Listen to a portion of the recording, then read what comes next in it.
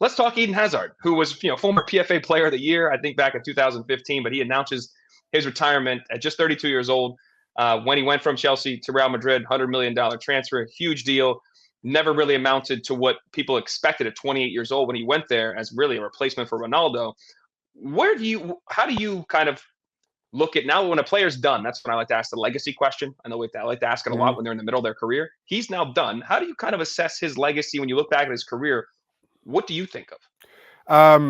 You can't help but think of his feelings, and there's no other way to phrase it or to look at it. His feelings at Real Madrid. But while, of course, that was the final chapter of his playing career, at least, we cannot forget that for many a year, Eden Hazard was easily the best player in English football. Um, he at times carried Chelsea. He most of the time was simply unplayable in English football and an absolute joy to watch. You do feel for him because I would have loved to see him tested at that higher level of Real Madrid, but he has to bear some responsibility for those feelings. Also, picking up injuries, it's difficult. And the thing that kind of stood out for me is, given how good he was in English football and at Chelsea, um, Real Madrid still is a step up.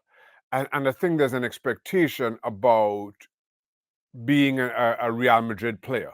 I think there's also maybe an undervaluing of how difficult Spanish football is. And now for somebody who has played in English football and we cover English football as we do, there's still this sentiment that Spanish football is a two-club league, three if you want to show in Atletico Madrid. So really, you don't have to be at your best, your peak fitness until October when the first Clasico seems to invariably fall.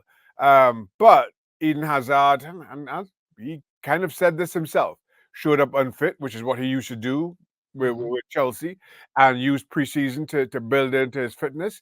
But it just didn't work in Madrid. That's that approach. I think left him short at the start of the season, and then playing catch up. And as a result, he struggled when he first got there, and then because of his injuries, he struggled throughout. And I think that painted a, a forgetful picture for his time in Madrid. So I think it speaks to a number of issues. One, again, Spanish football is a lot tougher than many of us want to give it credit for. But similarly, I do not want to put or remember Eden Hazard for that.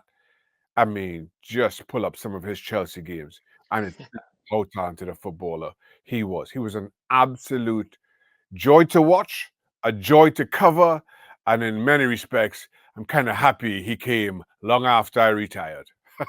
Yeah, no doubt about that. I love the word you use, forgetful, because that's what I think. I don't almost want to remember the Real Madrid piece Mm, of it. I mean, 18 different injuries they were supposedly cataloged over that stretch. Made less than 60 appearances. Now he won everything in yeah, a Blancos jersey, whether it was La Liga, Copa del Rey, Super Copa, the Champions League. I mean, they won everything you could win.